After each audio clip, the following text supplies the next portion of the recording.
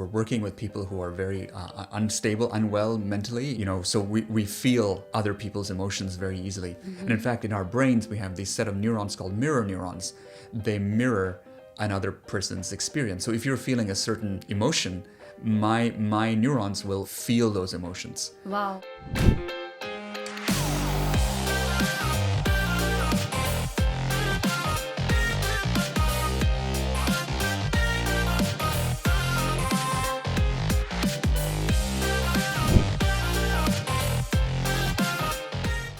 Welcome, Dr. Ashwin. Thank you so much for coming today. Please start with your introduction. First of all, thank you for having me. Thank you for taking the time. So my name is Ashwin Varghese. I was born in India, but my family moved a lot. And then when I was about 14, we moved to Canada and we settled there. Met an Australian woman. Now we're married. We have a child together, and so I'm here. I have to say, when I was growing up, I found all of it very difficult. We didn't have a lot of that extended family support. For the few years that I lived in India, we were around grandparents, uncles and aunts and everything. And then when I was moving around a lot, these are very foreign cultures. And we fundamentally just don't have those people around us that can support us in challenging times. So it left its scars, my own kind of emotional scars. And it's not till much later in life that I was able to kind of start to move beyond them. And I can speak more about how I did that. And a lot of it has to do with sort of coming into contact with mindfulness, with yoga practices, specifically Kriya practices. And I also found Ayurveda, one of our sort of the sciences in the ancient Indian tradition. It's an ongoing journey. I'm still learning, but I feel now that I have systems that I can use to navigate life. Wow, you said scars. Is that something that intrigued you to go into psychiatry? Medicine was sort of a path that was in a way laid out for me because my father is a doctor. There are a lot of doctors in my family. Studying medicine, I realized that what I was really interested in is understanding how the mind worked, sort of the biology of the mind, sort of the neurology, but also the more subtle functions. So that's what led to choosing psychiatry as something to specialize in after medical school. And of course, one of the people who has had a big influence on the psychiatric field is Sigmund Freud. Psychotherapy, as we call it, that he started, is called psychoanalysis. And now it's called psychodynamic psychotherapy. So it does influence sort of the way I understand human experience. You getting into human psychology, did that help at all with your growing up scars? Our training encouraged us to get our own psychotherapy. That helped me understand experiences that happen in childhood do influence the way we behave today. For example, if we have a traumatic event in our childhood, when something that reminds us of that experience triggers us, or we may behave in a more angry way, that explains why some of those reflex patterns of behavior exist in us. But fundamentally, I feel like the real shift happened for me in 2017 when I took a course called Inner Engineering. In my early 20s, I started doing different types of meditations. Then at some point, and after I met my wife, I got into doing physical yoga practices. And I know we've spoken before, and both of us follow Sadhguru. Inner Engineering is a Kriya yoga practice that Sadhguru created.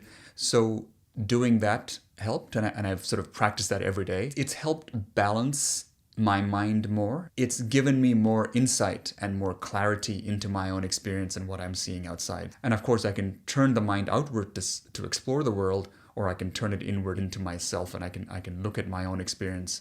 I also learned more about Ayurveda, which is also one of the traditional sort of sciences that come from India. And I started studying that. There I learned a lot about the power of routine. So in Sanskrit, routine, the word is dinacharya. And so it's sort of when you wake up in the morning, when is the best time of day to eat, what are the right foods to eat in what seasons. Practicing that has also helped create tremendous balance. I share it with my wife and my son, and they also, as much as possible, they try to integrate it, and it's really helped them as well. So it's created more harmony in the household. And I would like to add that it's not that everything is positive. The waves continue to come. We can surf the waves as opposed to just completely getting smashed. So working as a psychiatrist must be a very exhausting job. So I believe your practices will help you, be a better doctor as well. So definitely. So we're working with people who are very unstable, unwell mentally, so we feel other people's emotions very easily. And in fact, in our brains, we have this set of neurons called mirror neurons. They mirror another person's experience. So if you're feeling a certain emotion, my neurons will feel those emotions. Wow. So if you're in a state of distress, I'll pick it up. But you wouldn't know instantly that you picked it up. But you may be agitated or you may feel sad for no reason. Exactly. If one is taught psychodynamic psychotherapy, as it's called now, this is part of the training. Wow, I didn't know that. The term for it in our field is called countertransference. Feeling the other person, the client, is invoking in us. And we can use that information to understand the client better. And it happens to everyone, not just doctors, of course. I can pick up your feelings as well. And we always are, because we're social animals. So I know I'm digressing a bit, and I'll come back to the question in a bit, but part of what makes us very successful as a species is our social cohesion. The capacity to mirror another's experience, empathize with them, and so on, is part of what gave us that evolutionary advantage. I want my husband to listen to this. You know why? Because I pick up things and I'm very aware of it instantly. And my husband is like, your brain is very powerful. You just judge a person and then you're like, oh, this person is like that, or this is how you felt. And why do you observe so much? And I don't observe that much. I mean, what do? I can't just shut my feelings down if I'm feeling it up front. And he needs to listen to that. It's real. It happens to everyone. So my understanding is that from my own experience, different people have different levels of sensitivity to this.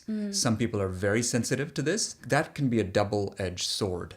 Yes. First, you're more attuned to others, but those emotions can really drain you. And I know in certain circles there's an expression called empath. I think this is what they mean by that. So this is where the practices really help. I get up in the morning, I do a certain amount of yoga and meditation practice so that I calm my whole nervous system down. I talk about that sort of the analogy of the mud in the water, right? So it's settling everything down. It's reacting less to what's coming towards me. So for me to have a good night's sleep and not carry all that with me, I do my meditation again and at night to settle everything. Particularly if someone's very sensitive to this, I would strongly recommend doing some kind of practice that can ground them. I can get overloaded very easily. So I work part-time, organize my schedule so that, for example, I may see a client, but then there's quite a bit of time for me to make my notes, take some rest before I see another client. I spoke about how different people have different levels of sensitivity. Our nervous systems are wired in slightly different ways. I think it's very important to understand our temperament so we can organize our life so that it's more suited to our temperament. Leading a conscious life has helped minimize being traumatized by life, if you know what I mean. Knowing that I'm a very sensitive person.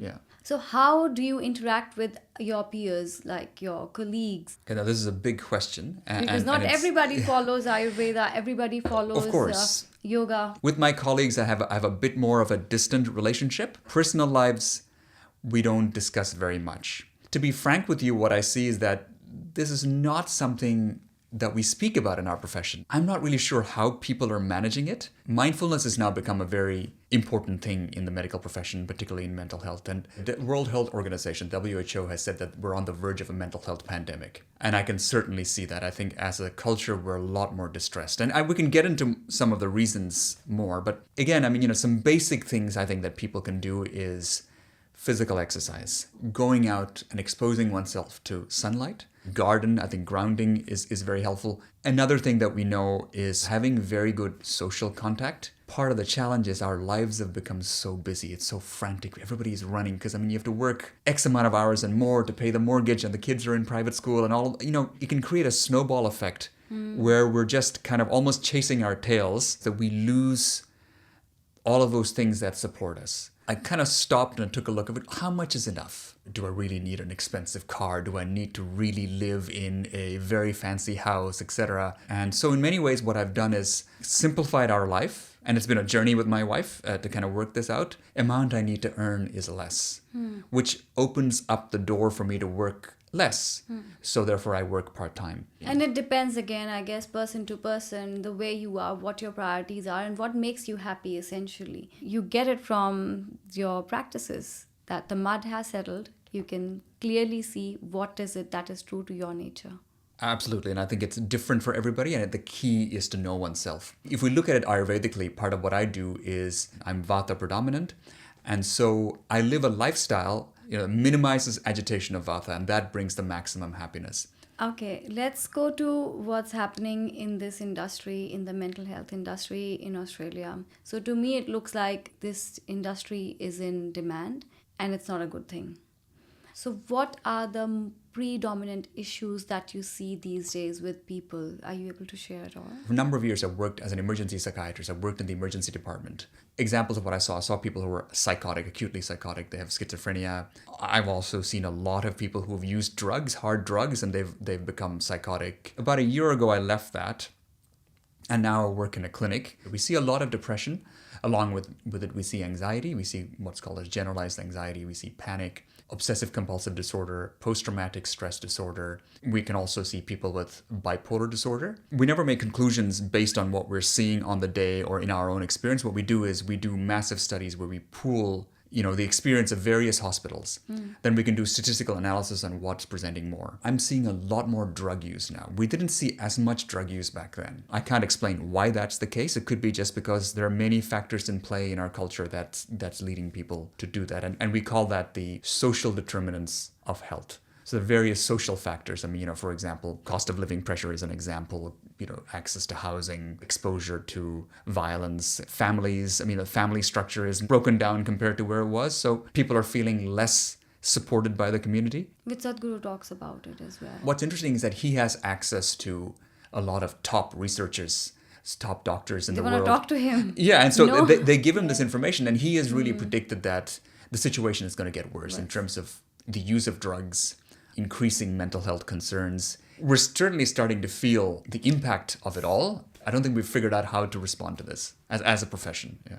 Does that mean it's putting pressure on medical industry to legalize some of the drugs? Like they say it's plant-based medicine. This is a very interesting topic, and I have to say I don't know much about that because it's not my area of interest. Socially, in Canada, cannabis has been legalized, and there are different countries around the world. It's being legalized for recreational use, so people can now smoke it like they smoke tobacco. We've just been to Thailand, Phuket. We went there for a holiday. It was very nice, lovely place. But every other shop was cannabis shop, and my kids are asking me, "What's this?" Like, I am not joking. We must have seen thousands and thousands of shops, and it kind of made me sad. They have shops with ice creams, which has cannabis in it. At times I get scared because I feel this is a scary place we are bringing up our kids, and these things are readily available for them, and it's legalized as well. Yeah, so I think the medical community is certainly very concerned about it because one of the things cannabis can do is in people who are prone to psychosis, cannabis can bring on the psychosis. And if somebody already has experienced psychosis, smoking cannabis can make it a lot worse. This is something that I'm seeing a lot more now in the hospitals and when I was working in the emergency department. Use of drugs is making their illness a lot more difficult to control. I haven't looked into the social reasons why things are being legalized and what have you. There are lots of arguments for why it should be legalized, but just purely from a doctor's perspective, there are complications. And also there's a research being done that your brain has the receptors already. So you can create your own chemistry by, doing certain practices and be on high. I'll just self-disclose. I grew up in Canada. I smoked cannabis at some point, so I know what that feels like. But now, after I've done the Kriya Yoga practices, what I notice is that those kinds of experiences spontaneously happen. The active chemical in cannabis is a cannabinoid. We have cannabinoid receptors in the brain, in the body. Sometimes I experience it. And this reminds me of the kind of experiences I've had in the past. When I'd smoke cannabis, there's a certain kind of experience that would happen, but also the mind would eventually go into worry. It's a dirty experience, what I would call it. It's an unclean experience.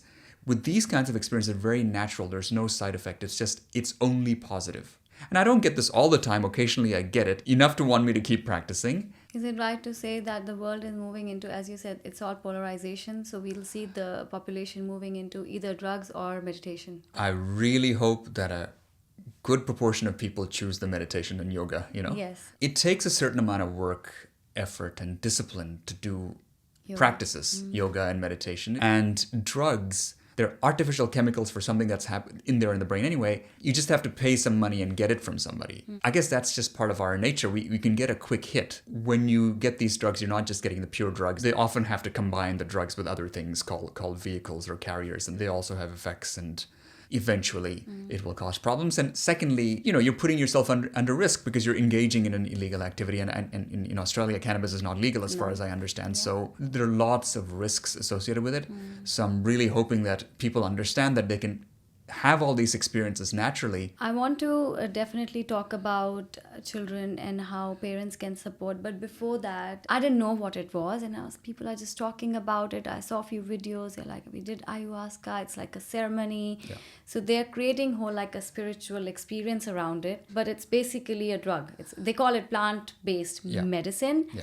I was very intrigued, like, what is it? Like, what sort of spirituality does it brings to you, or what spiritual experience can it give to you? I went to Sadhguru Darshan a few weeks ago, and one of the person, he asked Sadhguru that I did this experience, plant-based medicine. I've done it many times, and I don't care if you take my body, I don't care, but I want to be in that state of samadhi forever. Sadhguru explained all the drugs that you've got on this earth are coming from plants. There's nothing that you have got from Mars or Moon or somewhere else. It doesn't mean that you've had that drug in a raw form and not in a processed form. You've had it straight from the leaves. Clearly it didn't work. That's why you're sitting here wanting me or asking me to do something that you can be there forever. So you have to do your practices, do this. There is no shortcut. I mean, you can take those things and feel good for a while, but then you'll be thrown back. In my own spiritual journey, I explored many, many different things.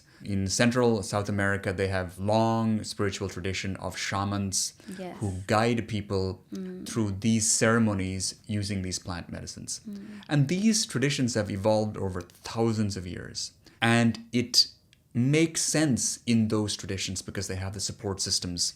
Without getting too much into the details of the chemistry, one of the active ingredients of ayahuasca, it's called dimethyltryptamine, DMT. I had some patients who had used DMT and they were psychotic. So they were losing touch with reality. These are very powerful drugs. It creates a different reality. It shifts one's perspective on life, so it can make it difficult to fit in to your old society, your old mode of experience. I've also spoken to some psychiatrists who have gone and had these experiences. They've had very positive experiences. But these are also people with very steady and strong minds. This is a traditional system of practice. It has a place in its culture. I think if someone is going to do it, they should do with people who are adequately trained, prepare for it, do it with that respect, do it in that context. But I think if you start just smoking DMT, I personally would be very, very, very concerned about doing this because I know it can very quickly change my perception. Maharishi Patanjali talks about 3 stages of sort of experience. He talks about sort of dharana, dhyana, and samadhi. So he talks about how you learn to focus your attention first. Then there's dhyana, when sort of consciousness flows naturally. And there's samadhi, which is a slightly different stage. So there is a structured pathway. There is a system to follow to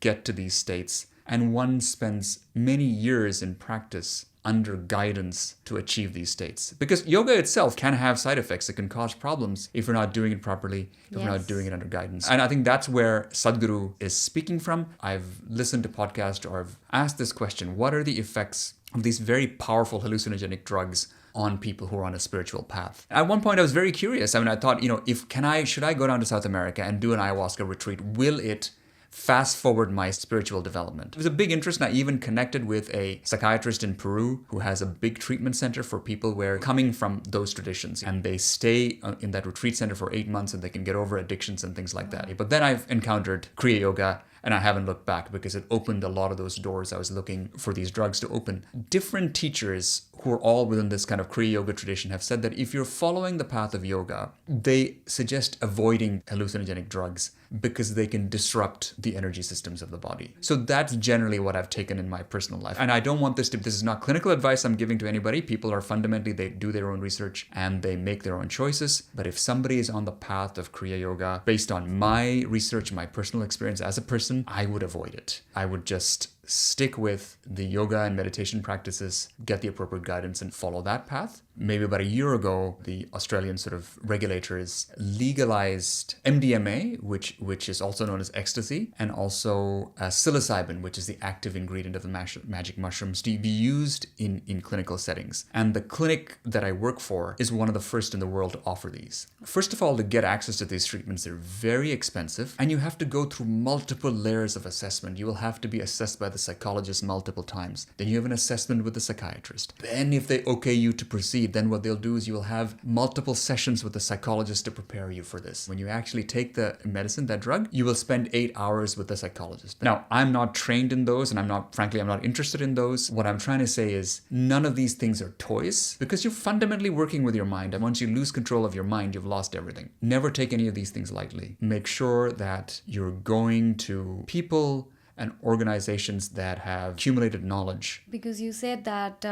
people can lose their mind. Have you seen any of the cases that this person, by being on drugs, has completely lost it, or a child, or... Unfortunately, that was too common, particularly when I was working in the emergency room. And my work was predominantly with the adult population, 18 and above. And I saw many people who drugs have destroyed their lives. I'm only dealing with 18 and up. There's the child and adolescent psychiatric service that deals with the younger population. Unfortunately, one of the drugs that's very common now here in Australia and maybe different parts of the world, it's methamphetamine. In Australia, it's known as ice. In North America, when this trend hit a while ago, it was called crystal meth. It's a very powerful drug. It can cause a lot of issues. People can probably avoid a lot of the serious mental health issues. They can avoid or they can minimize. So I think drugs, in my experience, are making the situation much worse. What I would want for my child and everybody else's child, I just hope that they have a way of not being exposed.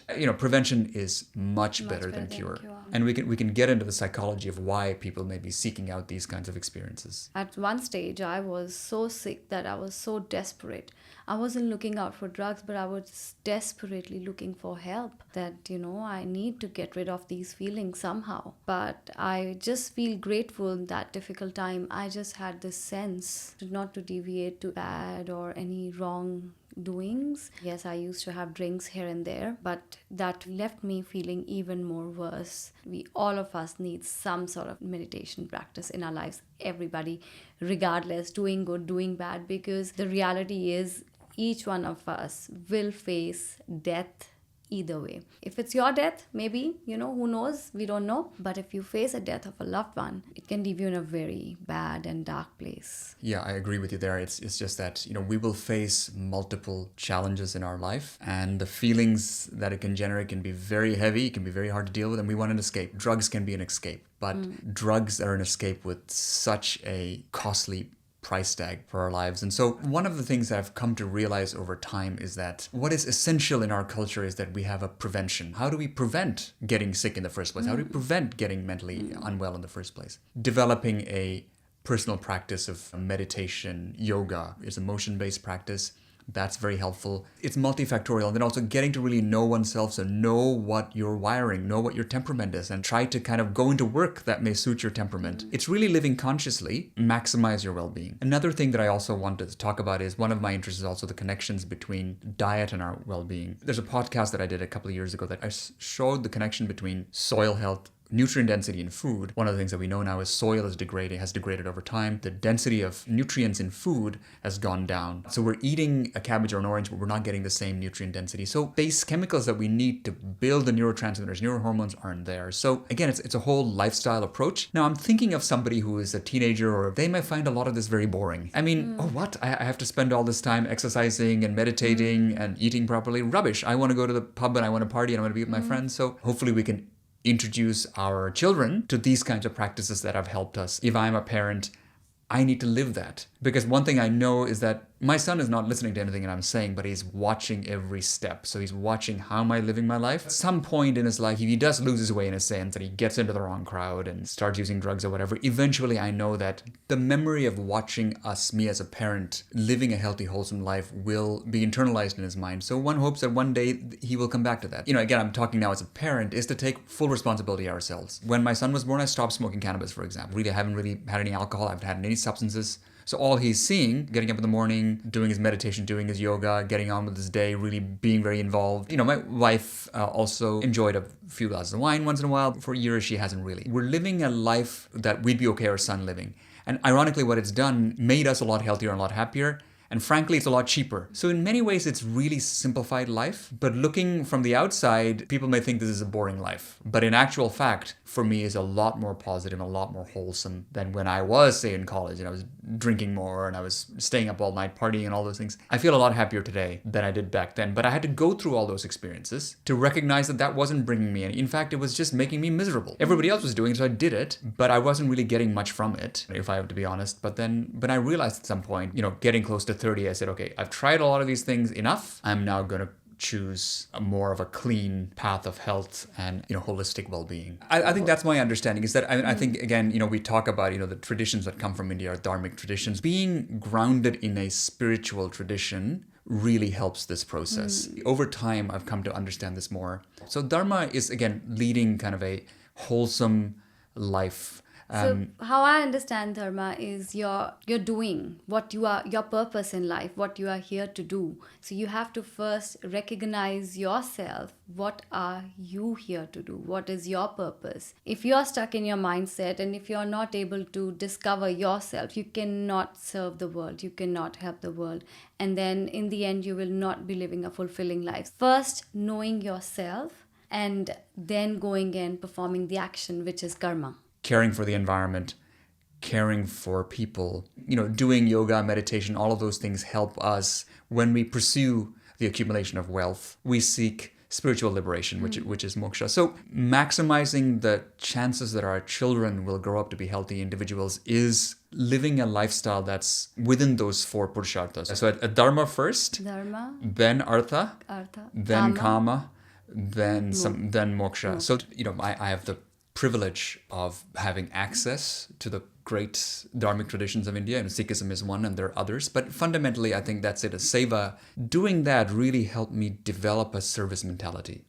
And I was able to take that into the home. If we are living life based on these principles, automatically our involvement with our kids will be inevitably be more, because all of us want to give back to the next generation. All of us want to have our say in the next generation, not particularly by having some sort of authority, but when we are raising kids, I feel that our essence is being left in them. Because I remember a lot of things in my life that I do right now is from my childhood, what I was taught from my grandparents, my parents, and the kind of environment I was in. I love to give back. I love volunteering. I mean, it is one of the first principles of Sikhism as well, that you have to do seva, which means volunteering.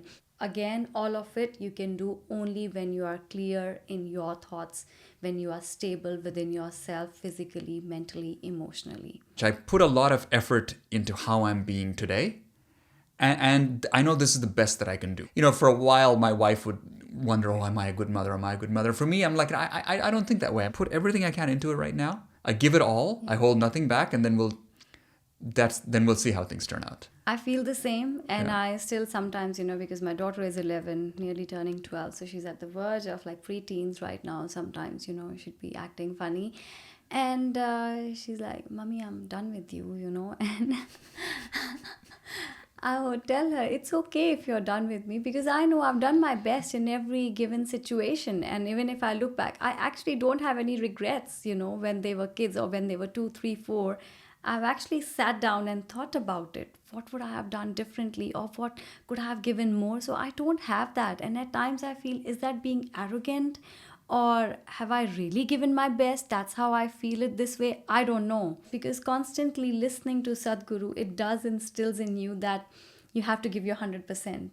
And you kind of, if you're listening to it over and over again, it becomes your habit, like subconsciously, that you are giving your 100% in any given situations. So it doesn't hurt me when she said that, because I have done my best. And then, hour or 2 hours later, she'd be like, it was really mean of me to say that. I'm sorry, I didn't mean to say that. One of the things that we know physiologically is that the frontal lobe of the brain is not fully developed till about age 25. So it's the frontal lobe of the brain that really puts the brakes on all those emotions. Their capacity to kind of manage their emotions and their behavior, it doesn't happen till later. So in our culture, the traditional model, with parents, we know everything. You will respect us and we will tell you exactly how to be. We've had to put that aside. So we said, in the context of homeschooling, we're not going to take that approach. What we're going to do is we're 3 people. We're learning together how to go through life. We're learning how to relate to each other. And so in a way, it puts a responsibility on us as parents to really live by and model the behavior.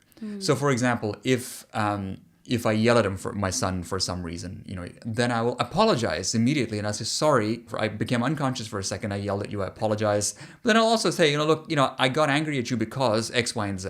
But all I can say is, I don't have a formula, but all I can say is just trying to be as conscious as possible and also trying to live what I want him to live, as opposed to telling him to be a certain way, than me doing something else. That's exactly what we do at home as well. We let our kids have their say. How do they feel about this decision of ours, or if they want to say something differently? And they have interesting things to say at times, and we take it into consideration if it has to be. Yeah, I don't homeschool them, but it's secluded and protected lives. Especially this is coming from my daughter's condition, because I really didn't wanted her to feel that she's any less than anyone, which she doesn't feel in most of the time she won't. But she did had a little bit of episodes with her school friends a year or so ago, which school dealt with wonderfully, I would say.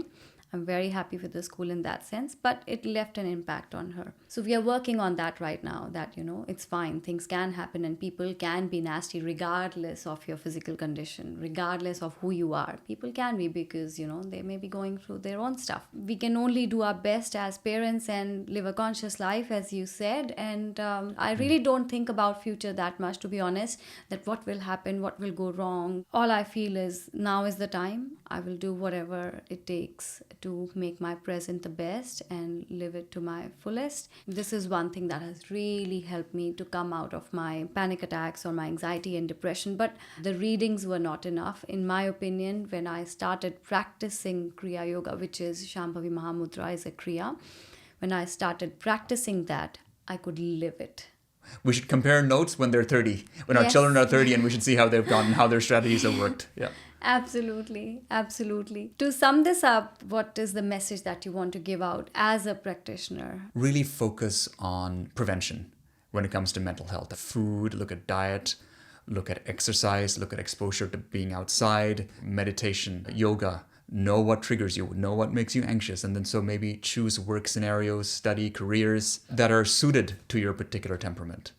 I hope that sums it up. Yeah. So when you said go, if you think you are stuck in a place, how do you recognize those symptoms? Anxiety is the first thing. People are getting very nervous, and then because there are challenging situations come at them, and then they try to meet those challenges and they can't meet them, become so overwhelming, and they slump into a defeat, which is depression. So if you're constantly overwhelmed, if you're constantly anxious, yes, we all get anxious. Yes. But then we settle down. Pay attention to what your body and mind are telling you. Maybe speak to a wise friend. Maybe even go and seek some counseling very early. I mean, another person can be a bit more objective about your life circumstances. You talk through things with them. So very early on, maybe you can catch some things and make some changes where you don't slip into a depression or something like that. Yeah. And don't take drugs. Oh, definitely. Even if you don't realize it now. But I think, and often that's what drugs can do. It can really it can make those waters even more muddy, so you're not really seeing that things are getting worse. Yeah. But thank you so much for coming and sharing your journey, and I will look forward to have you sometime back again, maybe soon. Thank you. It was a pleasure. I had a lot of fun. Thank you. All right.